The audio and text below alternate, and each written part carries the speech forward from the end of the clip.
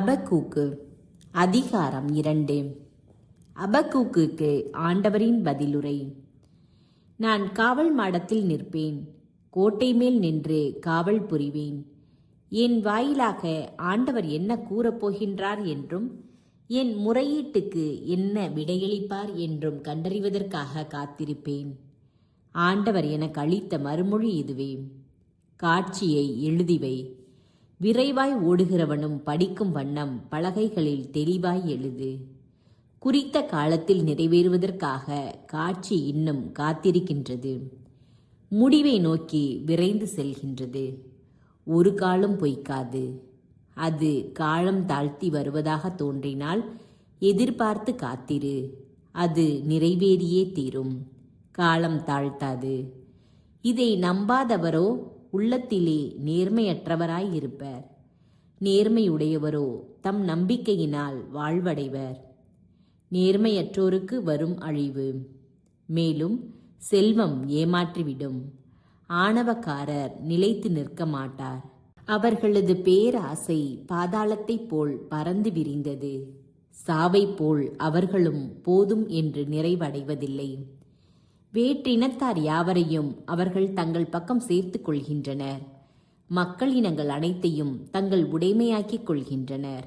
ஆனால் தோல்வியுற்ற அனைவரும் அவர்கள் மேல் பழிமொழிகளையும் ஏளன பாடல்களையும் இப்படி புனைவார்கள்: தமக்குரியது அல்லாததை தமக்கென குவித்து கொள்கிறவனுக்கு ஐயோ கேடு. இன்னும் எத்துணை காலத்திற்கு இப்படி செய்வர்? அவர்கள் தங்கள் மேல் அடைமானங்களையே சுமத்திக் கொள்கின்றார்கள். உமக்கு கடன் கொடுத்தவர்கள் திடீரென எதிர்த்தெழ மாட்டார்களோ? உன்னை திகிலடைய செய்கின்றவர்கள் விழித்தெழ மாட்டார்களோ?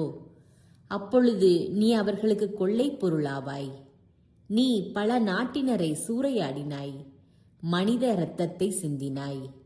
நாட்டுக்கும் நகர்களுக்கும் அங்கு குடியிருப்போர் அனைவருக்கும் கொடுமைகள் செய்தாய்.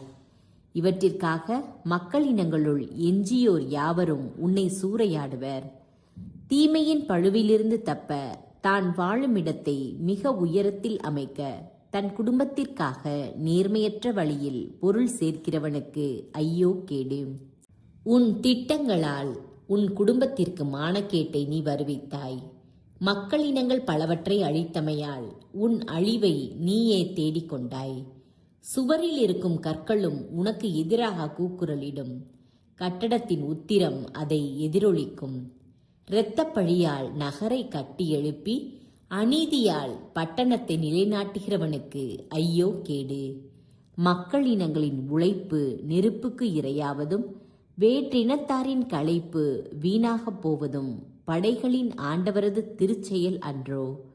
தண்ணீரால் கடல் நிரம்பி இருப்பது போல ஆண்டவரின் மாட்சியை பற்றிய அறிவால் மண்ணுலகு நிறைந்திருக்கும்.